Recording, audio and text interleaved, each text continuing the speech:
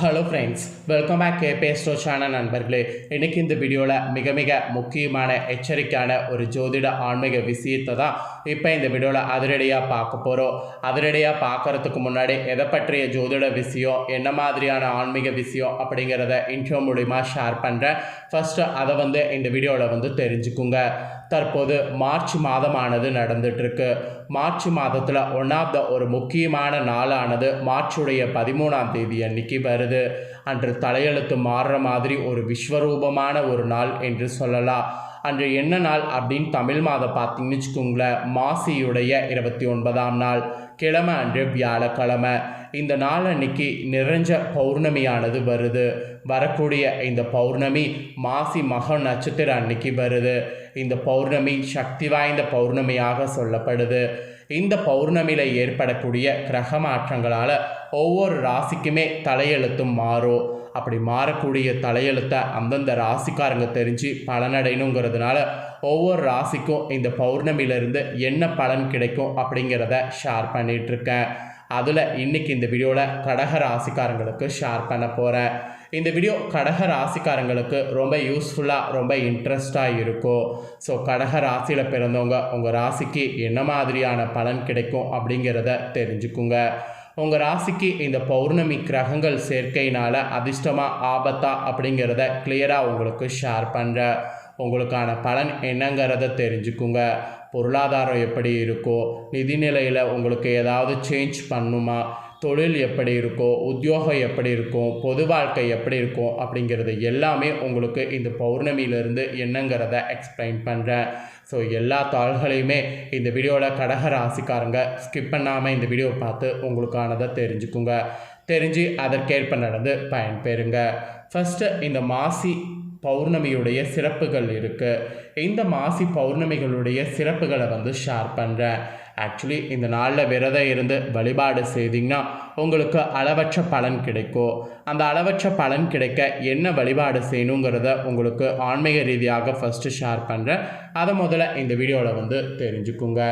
மாசி பௌர்ணமியில் விரதம் இருந்தால் இப்பிறவிக்கு பிறகு இனி பிறவா நிலை உங்களுக்கு கிடைக்கும். அதுக்கப்புறம் சிவதீட்சை பெற்ற யாகமானது இந்த வழிபாடு செய்கிறதன் மூலிமா உங்களுக்கு கிடைக்கும். இது ரெண்டு தான் இந்த பௌர்ணமிக்கு பிறகு உங்களுக்கு மெயினாக கிடைக்கக்கூடிய பலன் என்று சொல்லப்பட்டிருக்கு. ஆக்சுவலி மக நட்சத்திரத்துக்கு அதிபதி நவக்கிரகங்களில் நிழல் கிரகங்களாக ஒன்றாக இருக்கக்கூடிய கேது பகவான் ஆவார். இவர் ஞானத்தையும் மோட்சத்தையும் அதிக அருள்பவர்.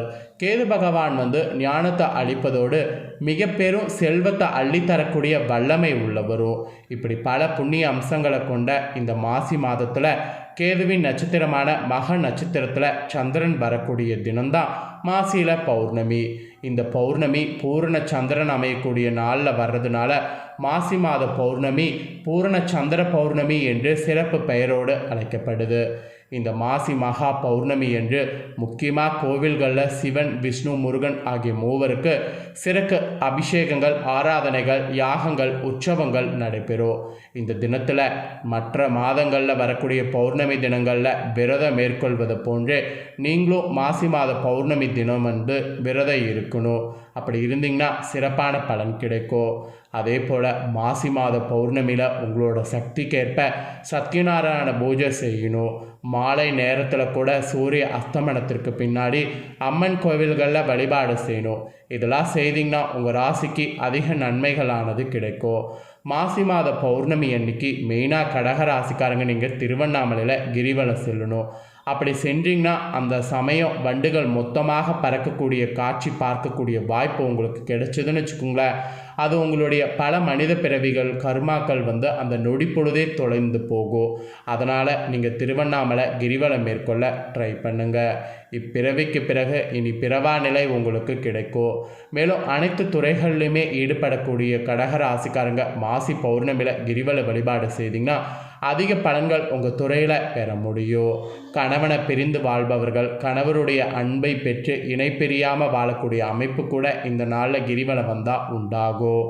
அதிக அளவு கடன் வாங்கி அதை திருப்பி செலுத்த முடியாமல் திணறவங்க கூட மாசி பௌர்ணமி கிரிவலம் செஞ்சிங்கன்னா, சிவனை வழிபட்டிங்கன்னா சீக்கிரமாக உங்களுக்கு விரைவில் கடன்லாம் கூட தீரும். ஸோ மாசி மாத பௌர்ணமியில் விரதம் இருந்து அம்பிகை சிவனை துதித்து விளக்கேற்றி வழிபாடு வந்தீங்கன்னா உங்கள் துன்பங்கள் அத்தனையுமே விலகி ஓடிவிடும், இன்பங்கள் நிலைத்து இருக்கும். ஸோ இதுதான் இந்த மாசி பௌர்ணமியுடைய மகிமை சிறப்பு.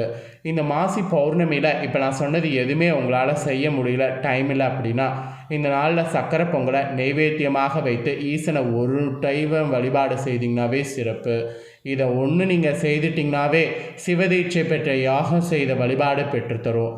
அதனால் மற்றது செய்ய முடியாட்டியும் இந்த ஒன்றாவது இந்த நாளில் செய்யுங்க. அதுதான் உங்களுக்கும் உங்கள் ஃபேமிலிக்கும் கூட நல்லது. ஸோ கண்டிப்பாக செய்வீங்கன்னு சொல்லி நம்புகிறேன். இப்போ நெக்ஸ்ட்டு உங்களுக்கு இந்த பௌர்ணமியிலிருந்து கிரகநிலைகளால் என்ன பலன் கிடைக்கும் அப்படிங்கிறத பார்க்க போகிறோம். கிரகநிலைகளால் உங்களுக்கு என்ன பலன் கிடைக்குங்கிறத வாங்க பார்க்கலாம். பணியில் இருக்கக்கூடிய கடக ராசிக்காரங்களுக்கு உங்களுடைய உத்தியோகத்தில் சில சவால்கள் இந்த பௌர்ணமியிலிருந்து சந்திக்கலாம். நீண்ட மணி நேரம் வேலை செய்வது மற்றும் அதனால் பார்த்தீங்கன்னு வச்சுக்கோங்களேன், கடின உழைப்பு இருக்கிறதெல்லாம் கொஞ்சம் நீங்கள் பார்த்துக்கணும். ஏன் இதை நான் சொல்கிறேன்னா, உங்களுக்கு கொஞ்சம் பார்த்தீங்கன்னு வச்சுக்கோங்களேன் பாதிப்பு வர வாய்ப்பு இருக்குது. அதனால் இந்த பௌர்ணமியிலிருந்து கொஞ்சம் கவனமாக இருக்கணும். நீண்ட மணி நேரம் வேலை செய்வது, கடின உழைப்பு இருந்த போதிலும் உங்களுடைய கடின உழைப்பு நிர்வாகத்தில் கவனிக்கப்படாமல் பலனளிக்காமல் போவதெல்லாம் நீங்கள் கொஞ்சம் பொறுமையாக தான் விட்டு கொடுத்து போகணும். அப்புறம் உழைப்பிற்கான அங்கீகாரம் இல்லாததால் கோபம் மற்றும் ஏமாற்றம் ஏற்படும். ஸோ அது மட்டும் பார்த்தீங்கன்னு வச்சுக்கோங்களேன், நீங்கள் உங்களோட கண்ட்ரோலில் வைத்துக்க பாருங்கள். அப்புறம் ஒரு தொழிலை தொடங்க திட்டமிடக்கூடியவங்க உங்கள் திட்டங்களை உறுதிப்படுத்த வேண்டும். ஏற்கனவே ஒரு தொழிலை நடத்துவங்க உங்கள் லாபத்தை சிறிது தாமதமாக இந்த பௌர்ணமியிலிருந்து பெறுவீங்க. அப்புறம் உங்களுடைய நிதிநிலை இந்த காலகட்டத்தில் நன்றாக இருக்குது. இந்த காலகட்டத்தில் காதல் மற்றும் திருமண வாழ்வில் சிக்கல்கள் ஏற்படலாம். உங்கள் துணையோடு அமைதியாக இருக்க முயற்சி செய்யுங்க. உங்கள் உடல்நிலை கூட சீராக இருக்கும்.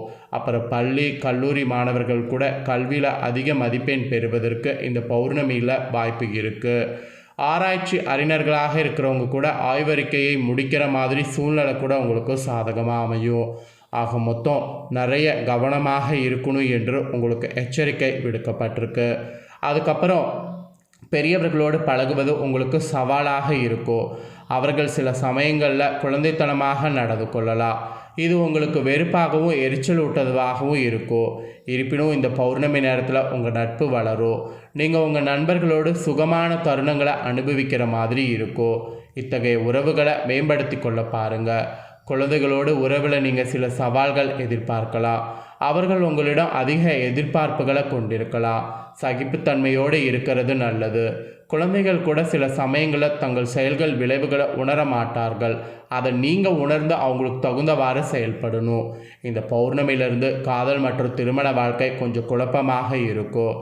காதலர்கள் நீங்கள் சில சிரமங்களை அனுபவிக்கலாம். உங்கள் துணையோடு நிதானமாக ஒற்றுமையோடு இருக்கிறது முக்கியம். அனுசரிப்பான அணுகுமுறை நிலைமையை உங்களுக்கு சீராக்கும். தாள்கள் தொடர்புகளை மேம்படுத்துவதற்கு அது உங்களுக்கு உதவியாக இருக்கும். இந்த பௌர்ணமி காலகட்டத்தில் நீங்கள் உங்கள் உணர்ச்சிகளை கட்டுப்படுத்த வேண்டும். இல்லைனா பெரிய இழப்பு உங்களுக்கு சந்திக்க வேண்டியது இருக்குது. அப்புறம் உங்கள் ராசிக்காரங்களுக்கு நிதி ரீதியாக இது ஒரு நல்ல மற்றும் சாதகமான நேரமாக இருக்குது. செல்வ வளம் கிடைக்க வாய்ப்பு அதிகமாக இருக்குது.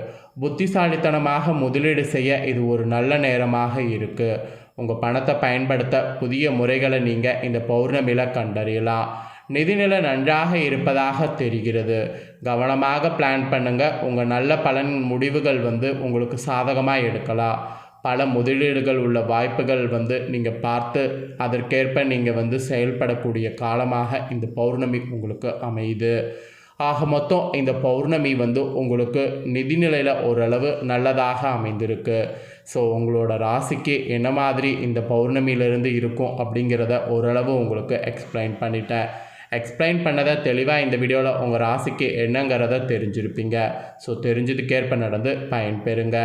நீங்கள் இதை பார்த்து தெரிஞ்சு பயனடைகிறது போல் உங்கள் ஃப்ரெண்ட்ஸ் ஃபேமிலியில் இருக்கிறவங்களும் பார்த்து தெரிஞ்சு பயனடையணும்னு நினச்சிங்கன்னா வீடியோ லைக் பண்ணி ஷேர் பண்ணுங்கள்.